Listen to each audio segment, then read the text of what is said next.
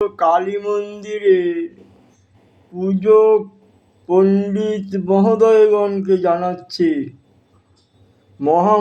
পণ্ডিত যারা তারা কেন কালী মন্দিরগুলোকেও অম্বুবাচীতে গেটে তালা মেরে রেখে দেন, একদম তালা মেরে রেখে দিচ্ছেন কেন? মন্দিরে কি শিব নারায়ণ নেই? শুধু মাকে ঢেকে রেখে শিব নারায়ণের পুজো আরাধনা করা যায় না? মাকে ঢেকে রেখে সন্ধ্যা আরতি, সকালে আরতি দেওয়া যায় না? কেবল মাকে ঢেকে রেখে মাকে সামান্য জল খাবার দেওয়া যায় না? আপনার ঘরে মা কি সেই আবদ্ধ ঘরে, গুম ঘরে 3 দিন 3.5 দিন না খেয়ে থাকে? বা ছিল কোনো দিন? নিজের মায়ের কথা একবার ভাবুন। যেসব পণ্ডিতরা কালী মন্দিরগুলোকে তালা মেরে রেখে দিচ্ছেন 3.5 দিন ছুটি নেওয়ার জন্য, তাদের ঘরে কি নিজেদের মা নেই? এই অমাবস্যাতে কি তাদের মায়েদের খেতে দেন না? মায়েদেরকে কি অন্ধকারাচ্ছন্ন ঘরে রেখে দেন, গুম ঘরে রেখে দেন? শিবনারায়ণকেও খেতে দিচ্ছেন না। এই অমাবস্যা থেকে আপনার মা বাবাকেও খাওয়া বন্ধ।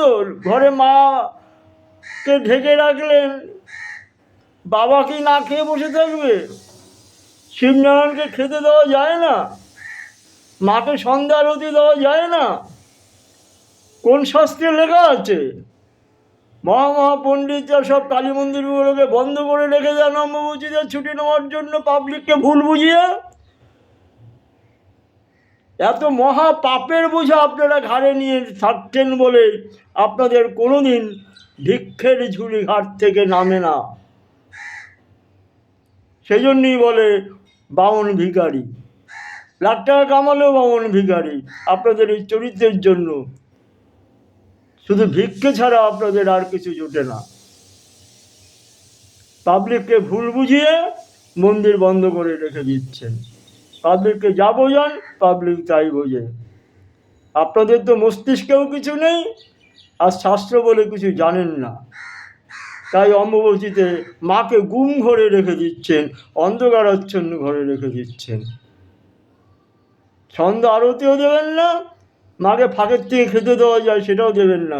নিজের ঘরে মা থাকলে নিজের ঘরের মাকে কি করতেন? গুম ঘরে বন্দি করে রেখে দিতেন খাবার না দিয়ে? আপনাদের আর শিক্ষা হবে না। একেই বলে শিক্ষার গোড়ায় গলদ। মন্দিরগুলোতে পুজো করে সব মূর্খের দল, ভম ভম করে পাণ্ডিত্য অর্জন করছে। শিক্ষার গোড়ায় গলদ।